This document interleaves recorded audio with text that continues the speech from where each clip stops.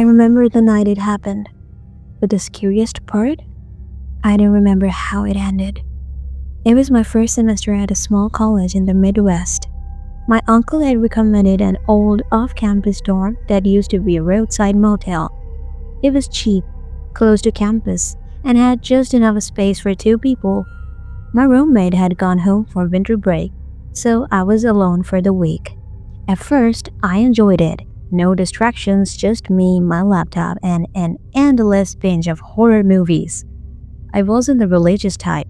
I didn't care about prayers, rituals, or any of that. My lifestyle was messy, skipping showers, leaving dishes in the sink, and smoking indoors even though it wasn't allowed. I was comfortable living like that. Then the knocking started. The first night I heard it, around 2 a.m., a soft, deliberate knock. 3 slow taps on the wooden door.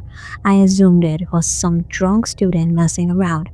But when I checked through the peephole, the hallway was empty. The next night, the knocking came again. This time, it was at my window. My room was on the 3rd floor. I sat up in bed, my breath got in my throat. The blinds were down, but I could see a faint shadow behind them. Something standing there, motionless. I grabbed my phone, turned on the flashlight, and yanked the blinds open. Nothing, just the empty lot outside and the cold winter wind.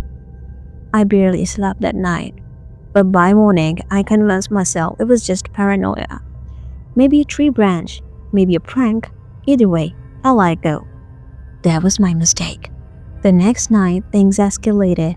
Around 2:30 a.m., my laptop screen flickered, and the room suddenly felt suffocating, like the air had been sucked out.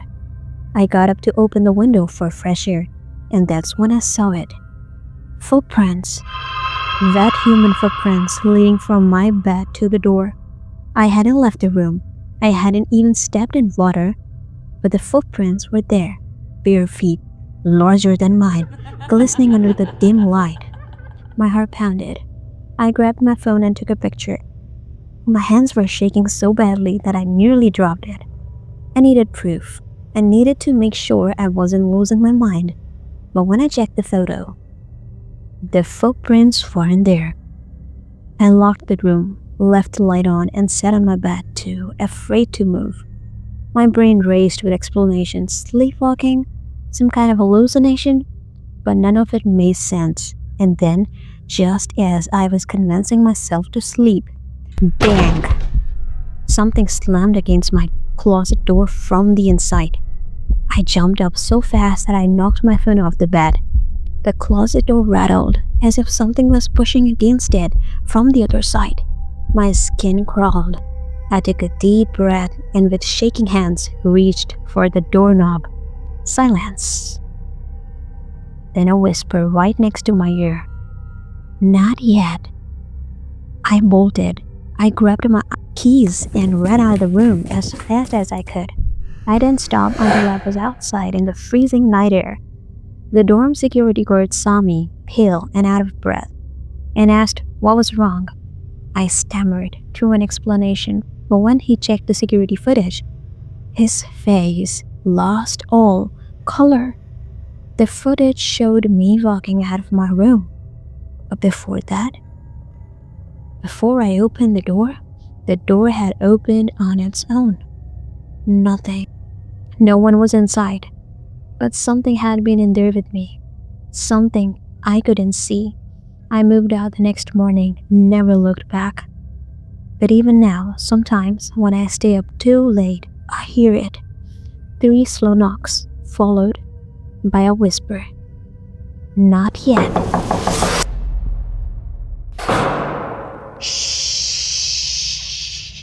I still don't know if it was a person that night or something else.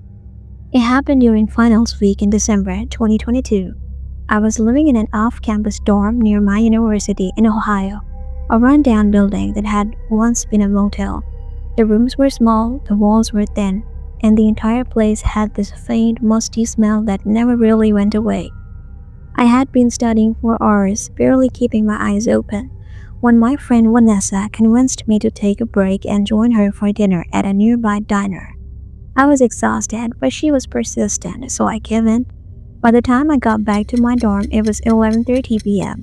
My roommate Abigail had been sick all day and was already asleep. I planned to study until sunrise, so I ordered a coffee from 24-hour delivery service. Abigail needed rest, so I kept the lights off, using my phone's flashlight to read my notes. The dim glow felt eerie, casting long shadows against the walls, but I tried to shake off the uneasiness creeping in. At midnight, I stepped out into the hallway to grab my coffee. The dorm was unsettlingly quiet, eerily so. Usually, you'd hear students pulling all-nighters, blasting music, or talking in the halls. But that night, nothing. It felt like the entire building was waiting. I hurried back inside, locked the door, and sat at my desk just as I took my first sip of coffee. Tap, tap, tap. A soft knock on the window. I froze. My room was on the second floor. There was no latch, no balcony, just a straight drop to the pavement below. I stared at the window, waiting. My breath caught in my throat. Then I heard it, a whisper right outside the glass. Shh. Not yet. My stomach twisted. My hands went cold. The voice wasn't loud. It was slow, breathy, like someone whispering right against the glass. I clenched my phone, debating whether to check or pretend I hadn't heard anything. My pulse pounded in my ears as I stood up. Taking slow steps toward the window, the floor creaked beneath me. I reached for the blinds. Tap, tap, tap. This time, the sound was sharper, like fingernails. Swallowing hard, I yanked the blinds open. Nothing. The street lamp outside flickered, barely lighting the sidewalk below. The tree branches swayed slightly in the wind, but there was no one outside my window. No footprints, no shadows. I exhaled shakily and turned back to my desk. The bathroom faucet turned on. I whipped around, my heart nearly stopping. Water gushed into the sink as if someone had just twisted the handle. But Abigail was still asleep. My hands trembled as I reached for her shoulder, shaking her awake. Abigail, wake up, something's wrong. She groaned, rubbing her eyes. What? Before I could answer, bang, bang, bang. The door shook violently. The walls trembled with each hit, like someone was trying to break it down. Then a deep, gravely voice came from the other side.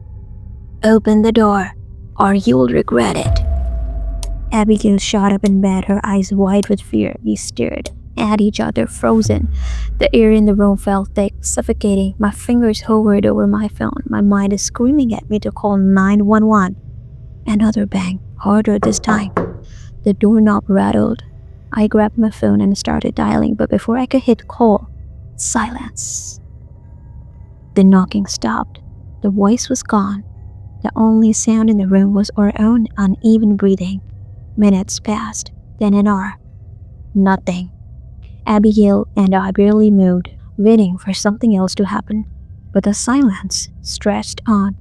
Finally, as the first hint of morning light crept through the window, I forced myself to check the peephole. The hallway was empty. We packed our bags that morning. We didn't even wait until the semester was over. We just left. I don't know if it was a break-in attempt, a sick prank, or something worse. But I swear, sometimes when I stay up too late, I still hear it. A whisper right outside my window. Shh. Not yet.